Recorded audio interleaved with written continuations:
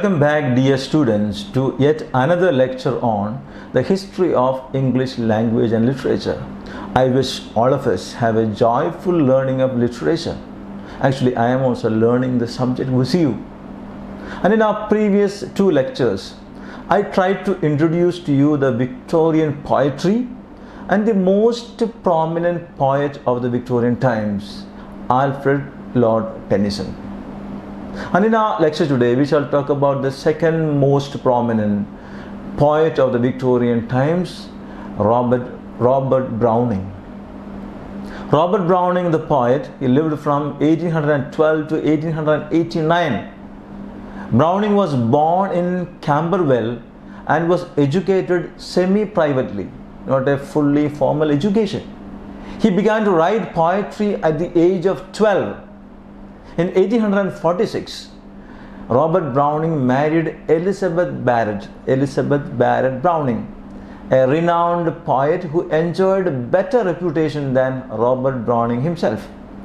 And both of them spent 15 happy years in Italy till the death of Elizabeth Barrett Browning in 1861.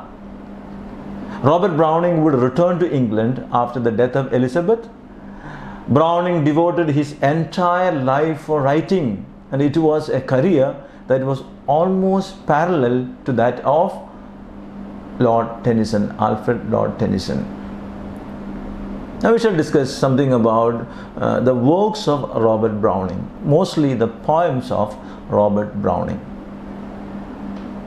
In 1833, he would publish Pauline.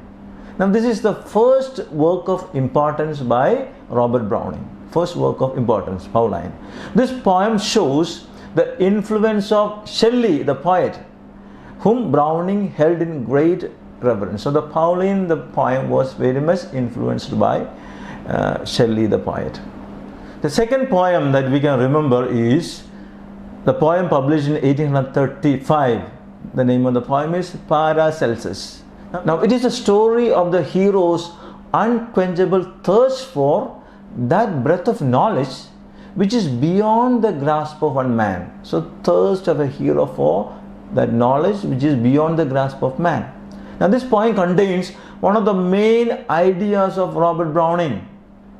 A life without love must be a failure, and God is working all things to an end beyond human divining.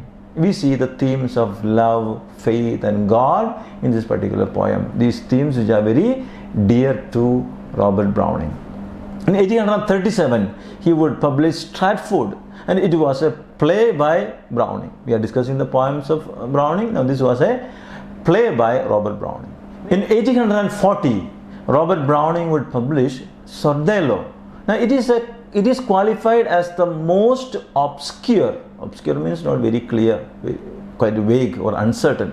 So it is qualified as the most obscure work of Robert Browning. Now Bells and Pomegranates were miscellaneous poems published by Robert Browning between 1841 and 1846.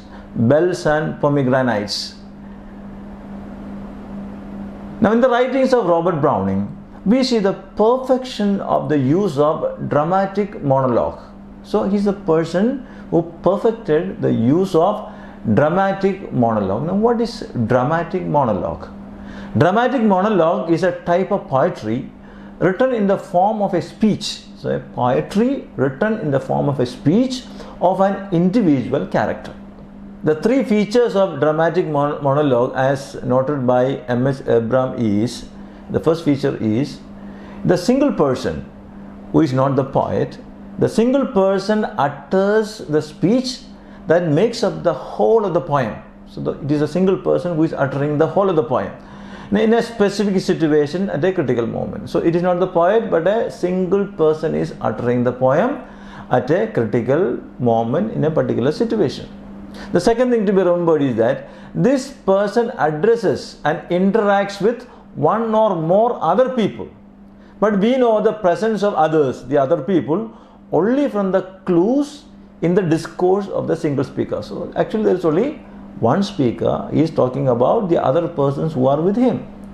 The third thing that we can remember about dramatic monologue is the speaker inadvertently, without knowing, reveals aspects of his character while describing a particular situation or series of events. So he is describing his own character while describing a situation or series of events. Now, Robert Browning had the amazing capacity to analyze the character of persons. He would take a character at a moment of crisis, and by allowing him to talk, reveals not only the present thoughts and feelings but also his past as well. So he's able to describe the character of a person so vividly. We see a perfection of the dramatic monologue in Robert Browning. Dramatic Lyrics, which was published in 1842, and Dramatic Romances and Lyrics, which was published in 1845. Now these show the perfection of the usage of dramatic monologue by Robert Browning. Now some of the best works of Browning is found in Men and Women, which was published in 1855, and in this we find the famous works like Fra Lippo Lippi, an epistle containing the strange medical experiences of Kashish, the Arab physician, Andrea del Sarto, Cleon, and most of these works are written in blank verse. So that is about dramatic monologue and how Robert Browning perfected the usage of dramatic monologue. Dramatis Personae were also a collection of dramatic monologues. Now this collection, Dramatis Personae, contains well-known poems like Rabbi Ben Ezra and Abt Vogler, etc. The Ring and the Book, which Robert Browning published between 1868 and 69. Now this poem was published in sequential form between 1868 and 1869, published in many volumes. Now it is a story of the murder of a young wife, Pompilia, by her worthless husband in the year 1698.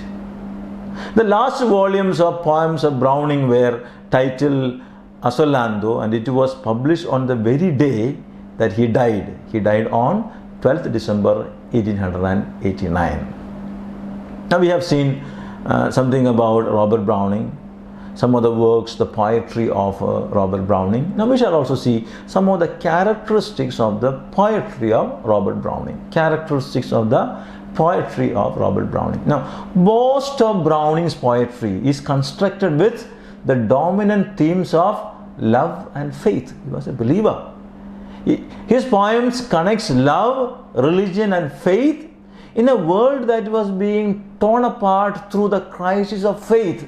We know that there was a crisis of faith caused due to the growth of science, the theory of evolution, the compromise between faith and religion.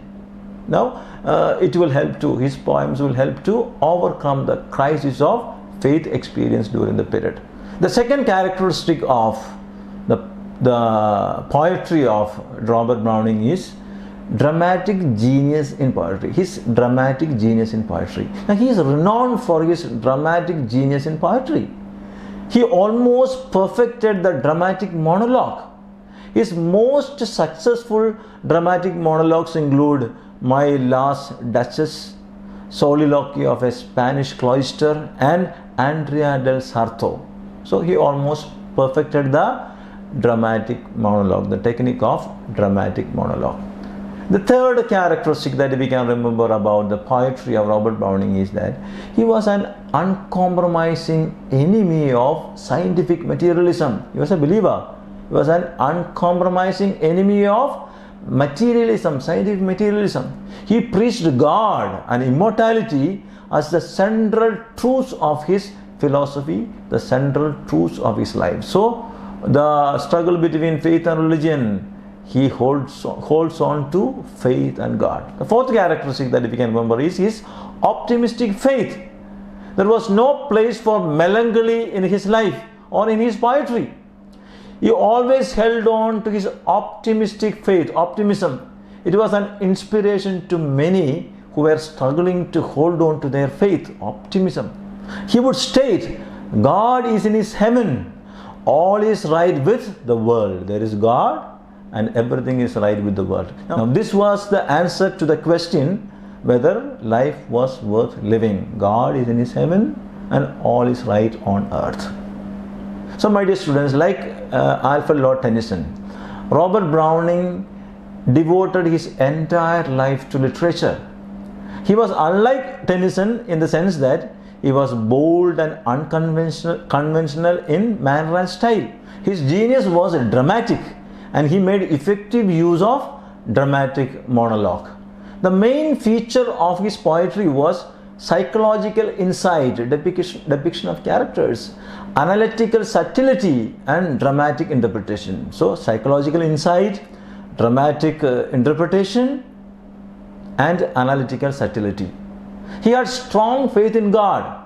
The skepticism caused by the growth of science did not affect him. He believed in God. He always held on to the optimistic faith, and it was visible in his poems. So my dear students, with this short lecture, we are coming to the end of this class. We have discussed another important poet of the Victorian times, Robert Browning. For the assignment, please write a short paragraph on Robert Browning, the important works of Robert Browning, and some of the characteristics of the poetry of Robert Browning. Thank you for your patient listening. Hope to meet you again soon with another lecture.